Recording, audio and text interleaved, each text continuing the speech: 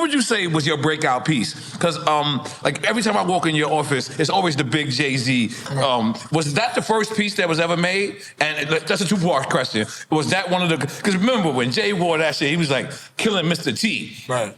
Right. The first time was that your first breakout piece? And wait, let's just stick with that one for now. No.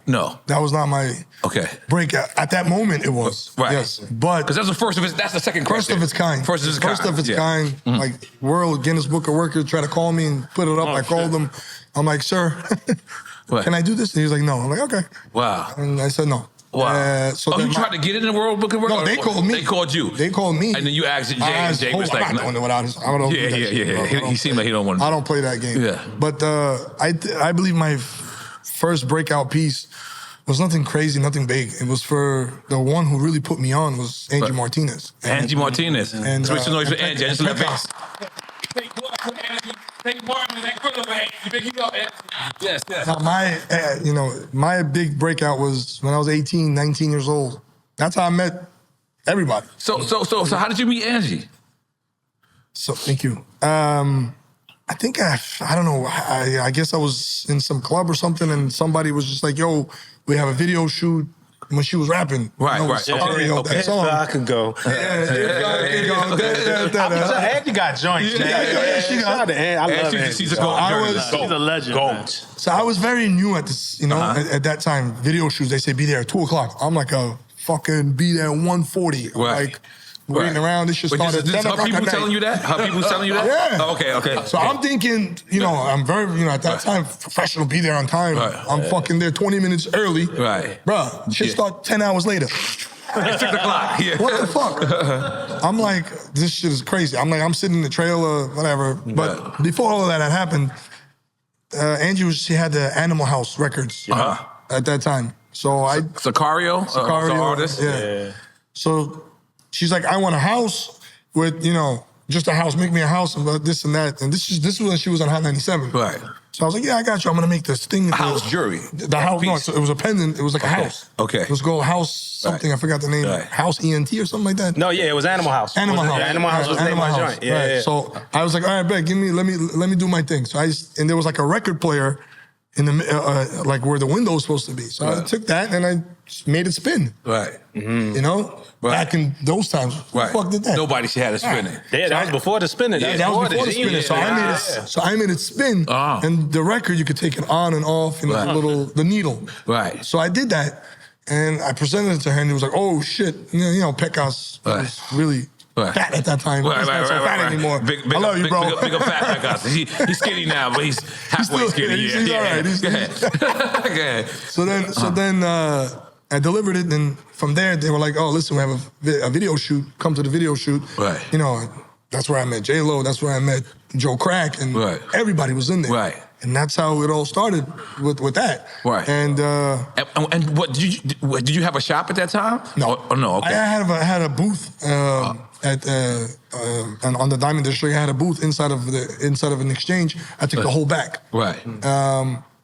It was nothing crazy. It was about this big, like the table, like right here. Right. Nothing crazy. 2 showcases. Right. And look, 18, 19 years old, just doing what I was doing. Right. And funny, crazy story. After that video shoot, I packed up. It was like 2, 3 in the morning, and I get back to the office the next day, and I'm going through the stuff. I don't write anything down. Invoice this. Right. Just fucking throw everything in the bag, and we'll figure it out. Right. I did write, certain things down, big pieces. I come back, 5-carat studs each.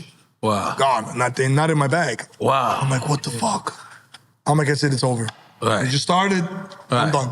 Right. That's a lot of money. Back then, 5 carats each was like 200 grand. Wow. If not more. I'm like, I'm fucked. Right. A couple of hours later, my head is down like this. Fucking Pecos walks in through the door. Right. Had him on. Fucking walks in. He's like, what happened? I didn't know him from a hole in the wall back then. I just met the guy. Right. I don't know him. Right. I'm thinking, motherfuckers, in my head, you fucking slime motherfucker, like, you piece of shit.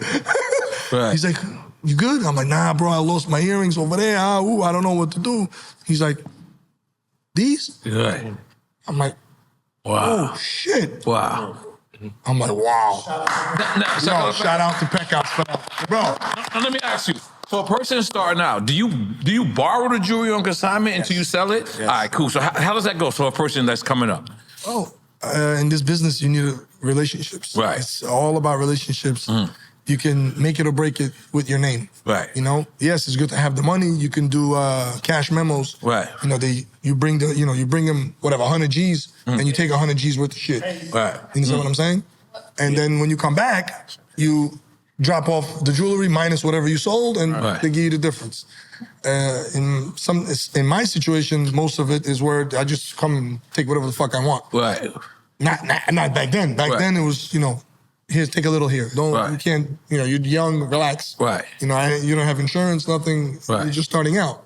Right. But that's how usually it's all about building a relationship with the vendors, with your, with the ones who are the OGs in the game. Right. You're just not just gonna come out of nowhere and just. But how do you even get that credential to even get a little bit from the beginning? Yeah. Family. It's it's like somebody it's who knows an intricate somebody. network of people. It's it's a family. If somebody brings you in, like my boy Mike. Like Lee knows my brother Mike. Like Lee knows everybody. Yeah. No, but Mike he knows Mike like that. That's my boy. That's my brother. Mike, like I brought him in. Okay. Like I brought him in. I'm like, bro, this is what you're doing. This is what this is gonna be. Right. Like everywhere I go, he's with me. Everybody knows that's like my face. Yo, he needs something. Give it to him. Right. I just get that phone call. Because somebody used to do that for me. So now I'm his. His guy. Before it was somebody else for me. That was my guy. Right. So that's how it trickles down. Right. You got to bring them in, and again, it's family. It's family of family. You get made. Like, conciliarity, fucking round table, gangster shit. Sometimes, that's what it comes down to. No, watch it, because I know in 2025. I got the hardest shit in 2025. I don't know about 2024. That right there. Nah, but piece-wise... I get watches to commemorate my times, you know what I mean? This was something big for me. And I'm going to tell you guys a story about this shit. Lego was my favorite cartoons. Wow. Yeah, but show the microphone. Okay, yeah. You got to show me this shit. I don't know what the fuck to do. Give me.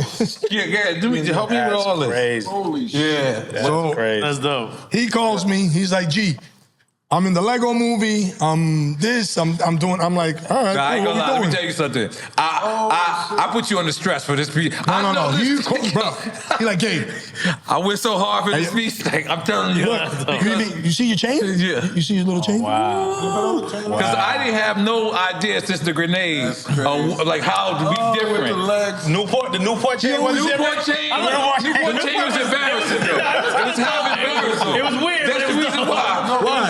It was because listen to me. I put real cigarettes in there. Here, you got the microphone right there. It has other pieces like in the movie. Right. He has Ace of Spade bottle and a cup. Right. So I have that too. It's getting finished. Right. So he can put the Ace of Spade in here. Right. And then the cup in here. Woo! So if I had more time, I would make the arms come off, put different arms.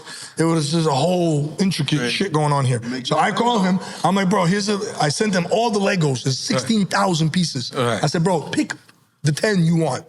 He said, for what? I'm like, we're gonna integrate into this chain. Wow. So I That's took this. That's a unique piece. And I took the Legos, and you can actually do one of these. You can. Oh, you can stack it? You can stack it. Like, I ain't know that.